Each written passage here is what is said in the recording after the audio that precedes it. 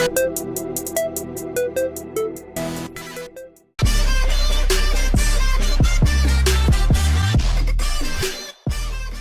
this, in the storyboard that we've got, there's several photos of you as you accept in your statement you are female one.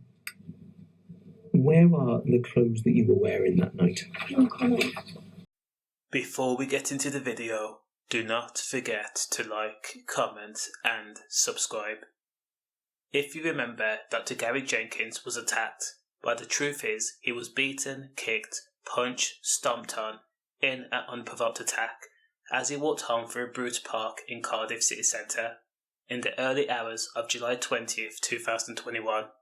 The 54-year-old doctor dedicated his life to helping people. That was his profession. He had been married, he had children, and for all he had done for his community, he was left with multiple severe brain injuries and died just after 2 weeks later in the University of Wales Hospital on August 5th. A 16-year-old girl who laughed while Dr. Gary Jenkins cried and begged for his life in the midst of the beating has finally been named after being sentenced for murder.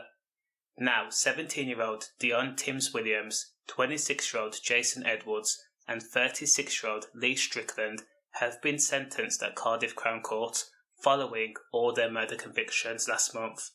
There was no reason for Dr. Gary Jenkins to be attacked, but for inhumane people like Dionne, Jason and Lee, they did it simply out of boredom, greed because they wanted to target a lone victim and rob them to fund more alcohol, i.e. more cans of cider.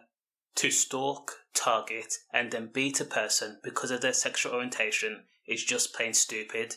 Now friends of Dr. Gary Jenkins knew that Gary would go to Bute Park, which was a hotspot for engagement, but what people do in their private life is their business as long as they aren't bringing any harm to another person. The sad thing about this is, Dionne did not know her co-defendants prior to that evening, but like scum, like-minded people band together.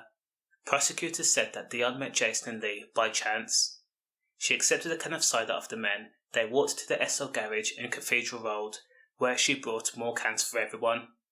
Therefore, she was used herself. They then entered Bute Park, which is a known hotspot, drank and smoked and waited. Just before 1 p.m, they spotted Dr. Gary Jenkins walking through the park. Now, beginning just before 1 a.m, a man identified as Dr. Jenkins could be heard repeatedly yelling, "Leave me alone, get off me." That was the moment he was attacked, and it was all recorded. A female voice, which was Dionne Timms-Williams, then shouted "money" and "now" before homophobic slurs were used, believed to be Jason Edwards. During the attack, Dr. Gary Jenkins repeatedly begged for his life. He was pleading, asking why me, and please make it stop. His moans of pains became quieter before he was unable to speak anymore, and that was the point he was left for dead.